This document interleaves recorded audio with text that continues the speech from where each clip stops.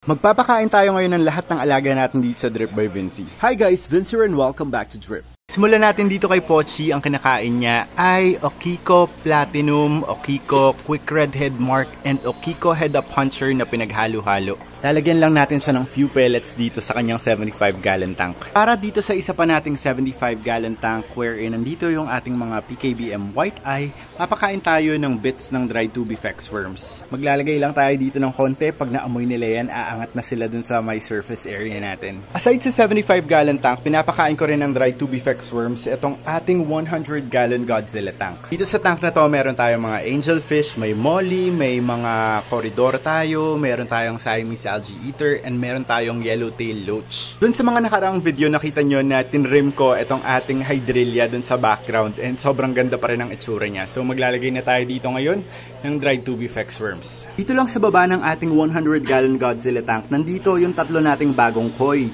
And makikita nyo yung progress nila simula nung nabili natin silang tatlo. Nung unang nabili ko sila, sira-sira yung fins nila, yung buntot nila. And what's good about them ngayon is tumubo na talaga yung mga buntot nila and sobrang healthy nila. Dito nagpapakain ako ng koi food. Ibubuhos lang natin dito yung koi food and yan yung kakainin ng ating mga koi. Inaalagaan ko lang sila separately dito sa ating quarantine tank hanggat sa lumaki sila. Sana lumaki. Since meron na rin naman tayong mga pellets, lalagyan ko na rin itong ating 100-gallon tank ng mga pellets na yan. Pwede rin naman kainin ng ating mga molly yan. Dito sa Drip by Vinci, isa na lang po yung natirang beta natin unfortunately. And ang pinapakain ko sa kanya ay Optimum Beta Pellets. Konti na lang dito pero meron akong bagong pack doon na pwede natin buksan. Para po sa mga baguhan na nag-aalaga ng beta, ganito po yung itsura ng Optimum Beta Pellets. Napakaganda nito kasi ito ay already infused with spirulina, #not sponsored, and meron siyang balanced nutrition para sa ating mga beta fish. Nung niregalo sa akin tong betang to, yellow talaga yung kulay niya. Ibig sabihin parang wala talaga siyang kulay.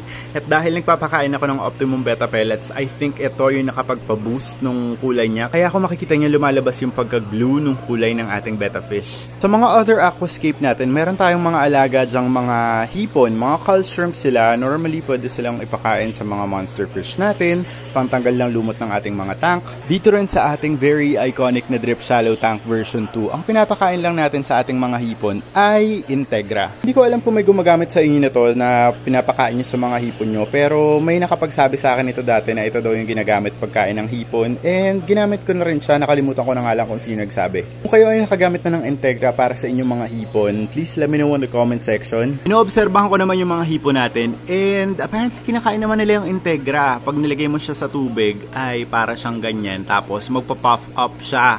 Tapos kinakain siya ng mga hipon natin na walang problema. Perfect talaga. Bago tayo pumunta sa Drip Outdoor, lalagyan lang natin ng Integra itong mga hipon natin na nandito sa ating Drip Shallow Tank. Konti lang naman sila, so yun lang ilalagay natin.